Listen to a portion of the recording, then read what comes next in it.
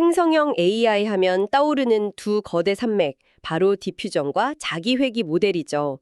이 둘이 사실은 완전히 다른 존재가 아니라 동전의 양면과 같다면 어떨까요? 겉보기엔 작동 방식이 전혀 달라 보이는데 특정 렌즈를 통해 들여다보면 이게 놀라울 정도로 닮아있다는 주장이 있습니다. 네, 오늘 우리가 함께 깊이 파고들 자료가 바로 그 연결고리를 파헤치는 샌더딜먼의 분석입니다. 특히 이미지 생성을 위해 개발된 디퓨전 모델이 주파수라는 영역에서 보면 사실상 자기회귀 모델과 거의 똑같이 작동하고 있다는 아주 흥미로운 관점을 제시하죠. 이번 분석의 목표는 명확합니다. 이 주장의 핵심을 제대로 이해하고 이 관점이 이미지뿐만 아니라 오디오 데이터, 특히 당신이 가장 궁금해하셨던 오디오 스펙트로그램에 대한 디퓨전은 캡스트럼의 자기회귀와 같다. 이 명제가 어떻게 성립하는지 명확히 밝혀보는 겁니다. 네, 아주 흥미로운 여정이 될 겁니다. 자, 그럼 이 개념의 실타래를 한번 제대로 풀어볼까요? 좋습니다. 먼저 그 기본 개념부터 짚고 가죠. 디퓨전 모델이 이미지를 생성하는 과정을 보면 참 신기해요. 그렇죠. 처음엔 그냥 노이즈처럼 지글거리다가 희미한 윤곽이 생기고 점차 디테일이 살아나잖아요. 이런 거시적인 것에서 미시적인 것으로 향하는 특징, 이게 대체 왜 나타나는 건가요? 바로 그 왜라는 질문이 오늘 이야기의 핵심으로 들어가는 문입니다. 그 이유를 이해하려면 잠시 신호 처리의 세계로 들어가야 하는데요. 구체적으로는 스펙트럼 분석이라는 도구가 필요합니다. 스펙트럼 분석이요? 네, ED 풀이의 변환이라는 수학적 도구를 사용하면 어떤 이미지든 수많은 주파수 성분들의 합으로 분해할 수 있습니다. 주파수 성분이라면 그 저주파, 고주파 같은 것들을 말씀하시는 거죠? 맞습니다. 여기서 저주파는 이미지의 전반적인 큰 구조, 예를 들어 사람의 얼굴 윤곽이나 건물의 실루엣 같은 큼직한 형태를 담당하고요. 아, 전체적인 뼈대군요. 그렇죠. 반면에 고주파는 머리카락 한 올 한 올의 질감이나 피부의 미세한 요철 같은 아주 세밀한 디테일을 나타냅니다. 알겠습니다. 근데 그게 왜 거시적인 것에서 미시적인 것으로 이어지는 거죠? 그냥 노이즈를 무작위로 섞는 거라면 모든 주파수가 똑같이 영향을 받아야 하는 것 아닌가요? 혹시 자연 이미지에 뭔가 특별한 점이라도 있는 건가요? 정확히 짚으셨습니다.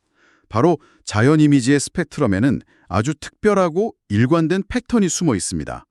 자료에서는 이걸 몇 법칙을 따른다고 표현하는데요. 몇 법칙이요? 조금 어렵게 들리네요. 쉽게 비유를 한번 들어볼게요.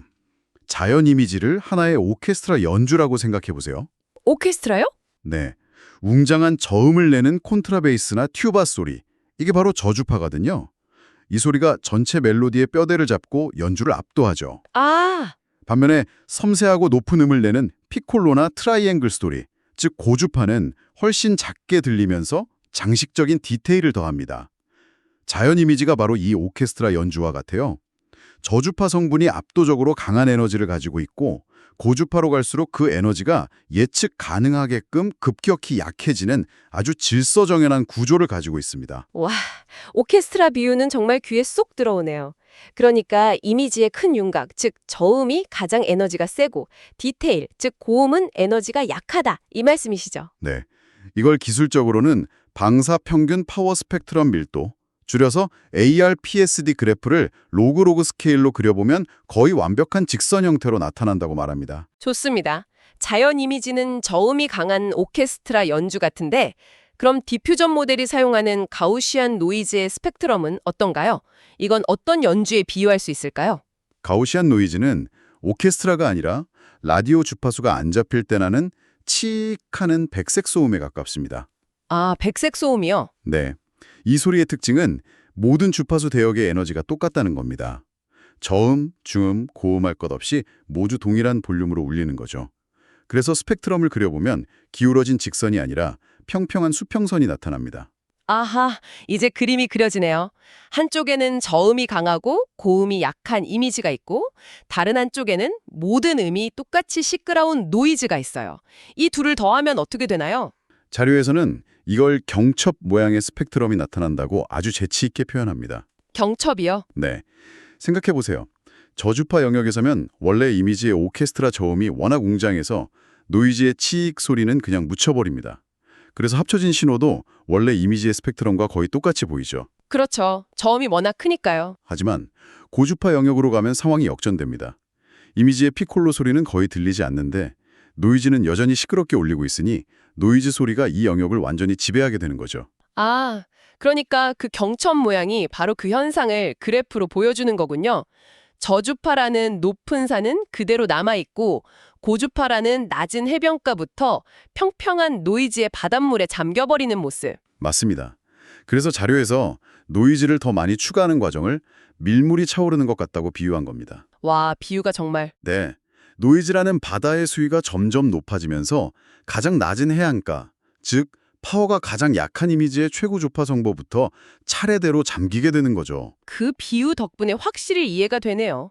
파워가 약한 고주파 정보부터 순서대로 사라진다. 그렇다면 이론적으로는 우리가 노이즈 깬 이미지의 스펙트럼만 봐도 원본의 노이즈가 얼마나 많이 섞였는지, 즉 밀물이 어디까지 찼는지도 알 수 있겠네요. 정확합니다. 그게 바로 핵심이에요. 결국 이미지에 노이즈를 추가하는 디퓨전의 손상 과정은 사실상 고주파 성분부터 점진적으로 제거하는 로우 패스 필터와 거의 동일한 효과를 냅니다. 그렇다면 이 과정을 거꾸로 되돌리는 생성 과정은 뭐가 될까요? 잠시만요. 이 부분이 정말 중요한 것 같은데 제가 제대로 이해했는지 한번 짚어볼게요. 그러니까 디퓨전 모델을 훈련시킨다는 건 컴퓨터에게 노이즈 낀 이미지를 보여주고 자, 여기 저주파 정보는 이미 정답을 알고 있으니 이걸 바탕으로 바로 그 다음으로 파워가 센 고주파 성분을 예측해봐 라고 가르치는 것과 거의 같다는 말씀이시죠? 완벽하게 이해하셨습니다. 그것이 바로 자료가 주장하는 근사적인 주파수 공간에서의 자기회귀의 본질입니다. 저주파부터 순서대로 고주파를 예측하며 이미지를 완성해 나가는 과정인 거죠. 와, 이미지 설명은 이제 정말 명쾌하네요. 저주파부터 고주파 순서로 그림을 그려나간다는 아이디어가 직관적으로 와 닿습니다. 그런데 당신이 처음 이 자료를 공유해 두셨을 때 가장 궁금했던 건 오디오였잖아요? 네, 그랬죠. 이 완벽해 보이는 비유가 과연 소리에도 똑같이 들어맞을까요? 결론부터 말씀드리면 오디오 파형, 웨이브폼 그 자체에는 이 비유가 적용되지 않습니다. 아, 안 되나요? 네. 자료에서 음악이나 음성 같은 여러 오디오 파형의 스펙트럼을 분석해 봤더니 이미지와 같은 단순하고 우아한 몇 법칙을 따르지 않았어요. 아, 그럼 오케스트라 비유가 성립하지 않는 거군요. 그렇죠. 오히려 사람의 목소리 같은 경우엔 특정 주파수 대역, 자료에서는 300에서 400Hz 근방에 에너지가 집중된 봉우리가 나타나는 등 주파수가 높아진다고 해서 에너지가 단조롭게 쭉 감소하는 형태가 아닙니다. 훨씬 더 복잡한 구조를 가지고 있죠. 그렇다면 오디오 파형에 노이즈를 더해도 주파수가 높은 순서대로 깔끔하게 제거되지는 않겠군요. 파워가 약한 순서대로 잠기긴 하겠지만 그게 고주파부터 저주파로 이어지는 질서정연한 순서는 아니라는 거네요. 맞습니다. 디퓨전은 주파수 자기회귀라는 아름다운 공식이 깨지는 순간이네요. 바로 그 지점에서 아주 중요한 질문이 나옵니다. 그렇다면 왜 수많은 최신 오디오 디퓨전 모델들은 원본 파형을 직접 다루지 않고 굳이 스펙트로그램을 이미지처럼 다루는 방식을 택했을까 하는 질문이죠. 스펙트로그램, 그게 소리를 시각화한 그림 같은 거잖아요. 네, 소리의 사진 같은 건데 이걸 그냥 이미지 데이터처럼 취급해버리는 겁니다. 스펙트로그램의 스펙트럼을 본다. 이 발상이 좀 이상하게 들리는데요. 스펙트럼 자체가 이미 소리의 주파수 정보를 담고 있는 그림인데 거기에 또 푸리에 변환을 해서 스펙트럼을 본다고요? 뭔가 동어 반복 같기도 하고요. 이상하게 들릴 수 있지만 여기에 엄청난 반전이 숨어 있습니다. 자료에서는 로그 스케일 메일 스펙트로그램을 추출한 뒤 이걸 하나의 2D 이미지로 간주하고 다시 2D 푸리의 변환을 적용합니다. 네. 즉, 메일 스케일 같은 과정들이 포함된다는 겁니다. 아, 비선형적인 처리가 들어가는군요. 네, 이런 처리 때문에 두 번째 푸리의 변환이 첫 번째 변환을 단순히 되돌리는 역할을 하지 않고 완전히 새로운 정보를 드러내게 됩니다. 새로운 정보라니 그게 뭔가요? 바로 스펙트로그램 자체의 구조적 패턴, 즉 스펙트럼 안에 있는 주기성 같은 것들을 분석하게 되는 겁니다. 예를 들어 목소리의 기본 주파수나 배음 구조 같은 것들이 이 두 번째 스펙트럼에 나타나게 되죠. 그래서 그 두 번째 스펙트럼의 결과가 어땠나요? 놀랍게도 이미지에서 봤던 바로 그 몇 법칙이 마법처럼 다시 나타납니다. 정말요? 네, 멜 스펙트로그램의 RASPD가 자연 이미지의 그것과 매우 유사하게 로그로그 플롯에서 아주 깔끔한 직선 형태를 띠는 거죠. 와, 잠깐만요. 이건 정말 신기하네요. 오디오 파형 자체는 몇 법칙을 따르지 않았는데 그것을 스펙트럼이라는 소리의 사진으로 변환하고 나니 진짜 사진과 똑같은 통계적 특성을 갖게 되었다는 거잖아요. 네, 바로 그렇습니다. 그렇다면 스펙트럼에 대해서는 디퓨전은 주파수 자기회귀라는 공식이 다시 성립하는 거군요. 바로 그겁니다. 그리고 여기서 이 논의의 하이라이트라 할 수 있는 핵심 개념이 등장합니다. 신호처리 분야에서는 예전부터 이렇게 스펙트럼의 스펙트럼을 계산하는 것을 특별한 이름으로 불러왔습니다. 오, 이름이 있나요? 바로 캡스트럼입니다. 스펙트럼의 앞 네 글자 스펙을 뒤집어서 셉스로 만든 재치 있는 용어죠. 캡스트럼. 재밌는 이름이네요. 따라서 자료는 마침내 다음과 같은 명쾌하고 강력한 결론에 도달합니다. 스펙트로그램에 대한 디퓨전은 곧 캡스트럼 자기회귀다. 아하. 이것이 왜 오디오 모델 개발자들이 스펙트로그램을 그냥 이미지처럼 다루는 방식이 그토록 실용적으로 효과적이었는지 설명하는 강력한 이론적 근거가 됩니다. 알겠습니다. 그럼 한번 정리해보죠. 현재 우리는 언어 모델링에는 순수한 자기회귀 방식을 사용하고 있고 이미지나 오디오 스펙트로그램 같은 다른 분야에는 사실상 주파수 자기회귀의 한 형태인 디퓨전을 사용하는 약간은 기묘한 상황에 와 있는 거네요. 네, 그렇죠. 자료에서는 이 상황을 불안정한 균형이라고 표현하던데 왜 불안정하다고 하는 건가요? 미래의 AI는 결국 멀티모델, 즉 여러 종류의 데이터를 동시에 다룰 것이기 때문입니다.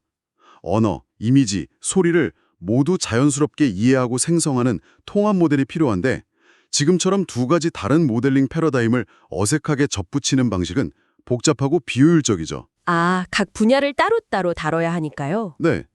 장기적으로는 하나의 패러다임이 다른 것을 흡수하거나 혹은 두 패러다임이 통합된 새로운 형태로 발전할 가능성이 높습니다.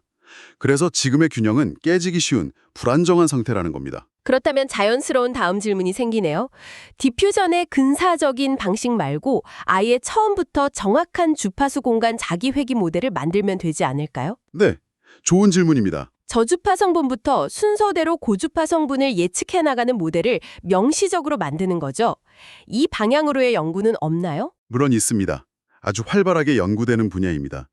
자료에서도 여러 최근 연구들을 언급하며 이 방향성을 탐색하고 있다고 설명합니다. 풀이의 변환을 통해 데이터를 주파수 공간으로 보낸 뒤 거기서 직접적으로 자기 회귀 모델링을 수행하려는 시도들이죠. 이론적으로는 훨씬 더 깔끔하고 우아해 보이는데요. 그런데 왜 아직 이런 모델들이 디퓨전을 완전히 대체하지 못하고 있는 걸까요? 뭔가 현실적인 장벽이 있는 건가요? 디퓨전 모델이 가진 그 압도적인 유연성과 실용적인 장점들 때문입니다. 유연성이요? 네. 자기 회귀 모델은 보통 토큰을 하나씩 혹은 주파수 성분을 하나씩 순차적으로 생성해야 해서 생성 속도를 높이는 데 한계가 있습니다. 하지만 디퓨전 모델은 생성할 때 샘플링 단계수를 자유롭게 조절할 수 있어요. 1000단계를 거쳐 고품질 이미지를 얻을 수도 있고 시간이 없다면 20단계만 거쳐서 빠르게 결과를 확인할 수도 있죠. 아, 그리고 증류 기법을 쓰면 속도를 더 높일 수도 있고요. 맞습니다. 증류 기법을 통해 적은 스텝으로도 고품질 샘플을 생성하도록 모델을 훈련시켜 속도를 획기적으로 높일 수도 있습니다. 그리고 또 하나의 강력한 무기가 바로 클래시파이어 프리 가이던스입니다. 클래시파이어 프리 가이던스. 이게 디퓨전 모델의 품질을 엄청나게 끌어올린 기술로 유명하죠? 간단히 말해 어떤 원리인가요? 예를 들어 파란 눈을 가진 고양이 이미지를 생성한다고 해보죠. 모델은 파란 눈 고양이라는 조건이 있을 때의 노이즈 예측값과 아무 조건이 없을 때의 예측값, 이 두 가지를 모두 계산합니다. 네. 그리고 조건이 있을 때의 예측값 방향으로 조금 더 과장해서 노이즈를 제거하는 방식입니다. 네가 생각하는 파란 눈 고양이 방향으로 좀 더 힘껏 가봐 하고 등을 밀어주는 것과 같죠. 약간 강조를 해주는 거군요. 네, 이 기법이 디퓨전 모델의 구조와 아주 잘 맞아떨어져서 생성 결과물의 품질과 조건에 대한 충실도를 극적으로 향상시킵니다.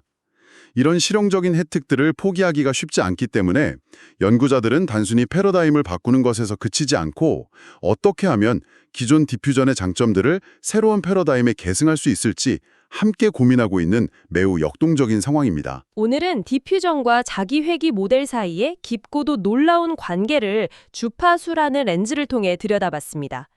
완전히 다른 줄 알았던 두 모델이 사실은 같은 곳을 향하고 있었다는 사실, 특히 오디오 스펙트로그램에 대한 디퓨전이 캡스트럼 자기회귀와 같다는 통찰은 정말 짜릿한 아하의 순간이었습니다. 네, 그리고 현재 생성 모델 분야가 처한 불안정한 균형 상태와 이를 해결하기 위한 주파수 공간에서의 직접적인 자기회귀 모델 연구 동향, 그리고 그 길목을 가로막고 있는 디퓨전 모델의 강력한 유연성 사이의 트레이드오프까지 짚어보았습니다. 정말 흥미로운 시점이네요. 네, 기술의 발전 방향이 어느 한쪽으로 명확히 정해지지 않은 정말 흥미진진한 시점이라고 할 수 있죠. 마지막으로 당신이 한 번쯤 생각해 볼 만한 질문을 던져드리면서 마무리할까 합니다. 오늘 대화에서 이미지 디퓨전이 잘 작동하는 근본적인 이유는 자연 이미지의 스펙트럼이 몇 법칙을 따르기 때문이라고 했잖아요. 자료에서는 이것이 일종의 지각적 손실 함수처럼 작용한다고도 말하더군요. 네, 즉 인간의 시각 시스템이 민감하게 반응하는 저주파 정보에 자연스럽게 더 큰 가중치를 부여하며 학습한다는 거죠. 네, 모델이 인간에게 중요한 정보부터 먼저 배우도록 유도하는 효과가 있는 셈인데 여기서 이런 상상을 해봤습니다. 어떤 상상이요? 만약에요, 우리가 언어와 같이 전혀 다른 종류의 데이터에 어떤 특별한 변환을 가해서 그 데이터의 스펙트럼이 이미지처럼 아름다운 몇 법칙을 따르도록 만들 수만 있다면 어떨까요? 그렇게만 된다면 모든 데이터 유형의 탁월한 성능을 보이는 범용 디퓨전 모델을 만들어 지금의 이 불안정한 균형을 마침내 끝낼 수 있지 않을까요? 불연속적인 텍스트 토큰에 대해 그런 변화는 과연 어떤 모습일지 한번 상상해 보시는 것도 즐거운 지적 유희가 될 것 같습니다.